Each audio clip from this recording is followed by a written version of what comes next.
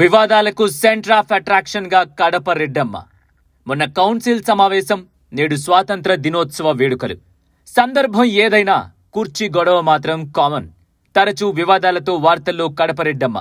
అధిష్టానానికి తలనొప్పిగా మారిన ఎమ్మెల్యే మాధవిరెడ్డి. ఆమెకు ముక్కుపైన కోపం అన్న అపవాదుతో ఇటీవల చెడ్డ పేరు మూటగట్టుకుంటున్నారా? సీన్ కట్ చేస్తే దాదాపు 20 ఏళ్ల తర్వాత కడపలో పసుపు జెండా ఎగరవేసిన టీడీపీకి మాధవిరెడ్డి రూపంలో సమర్థురాలైన నాయకురాలు దొరికిందని అంతా అనుకున్నారు.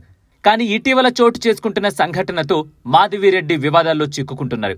తాను అధికార పార్టీ శాసనసభ్యురాల్ని అన్న విషయం మరిచి ఆమె దూకుడుగా వ్యవహరించడంతో వివాదాలకు కేర్ ఆఫ్ అడ్రస్ అవుతున్నారని టాక్ వినపడుతోంది. కడప పెరేడ్ గ్రౌండ్లో స్వాతంత్ర దినోత్సవ వేడుకలు ఘనంగా నిర్వహించారు జిల్లా అధికారులు. న్యాయశాఖ మంత్రి ఫరూక్ ముఖ్య అతిథిగా హాజరయ్యారు.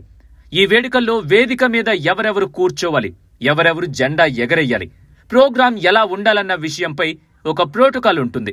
రాష్ట్ర వ్యాప్తంగా దాని ప్రకారమే అధికార కార్యక్రమాలు జరుగుతాయి. సాధారణంగా ప్రోటోకాల్ ప్రకారం అధికారులు వేదికపై కూర్చులు వేస్తారు.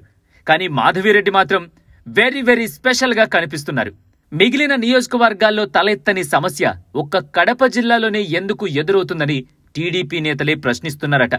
నిన్న మొన్నటి వరకు కార్పొరేషన్లో మేయర్ సురేష్ బాబు వేదికపై కూర్చి వేయలేదంటూ ఆగ్రహించి ఆయన్ను పదవి నుంచి తొలగించిన కడప రెడ్డమ్మ ఈసారి ఏకంగా స్వతంత్ర దినోత్సవం సందర్భంగా ఐఏఎస్ అధికారులతో రగడ పెట్టుకున్నారు. ప్రోటోకాల్ ఉంటే అధికారులు ఆటోమేటిక్ గా ఏర్పాటు చేస్తారన్న చిన్న లాజిక్ ఎమ్మెల్యే ఎలా మిస్ అయ్యారని చర్చ వినబడుతోంది. తనది కాని వాటి కోసం గొడవలు పెట్టుకుని తన స్థాయిని తనే ఎందుకు తగ్గించుకుంటున్నారని కడప తమ్ముళ్లు ఆవేదన చెందుతున్నారు. అయితే ఈ వ్యవహారం సోషల్ మీడియాలో విపరీతంగా వైరల్ కావడంతో ట్విట్టర్లో ఆమె వివరణ ఇచ్చుకున్నారు. మాకు కేటాయించిన సీట్లలో వేరే అతిథులు కూర్చున్నారు. వాళ్లు మన అధికారుల కుటుంబ సభ్యులే.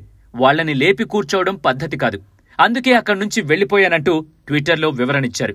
ఇక కడపలో మహానాడు గ్రాండ్ గా నిర్వహిస్తే జన సమీకరణలో తన మార్క్ను చూపించి కడపను పసుపు మయం చేసి సీఎం చంద్రబాబు దృష్టిని ఆకర్షించారు.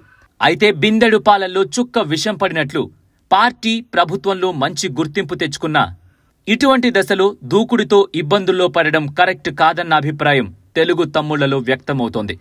ఇది ఆమె కెరీర్కు నష్టం చేకూరుస్తుందని అంటున్నారు రాజకీయ విశ్లేషకులు.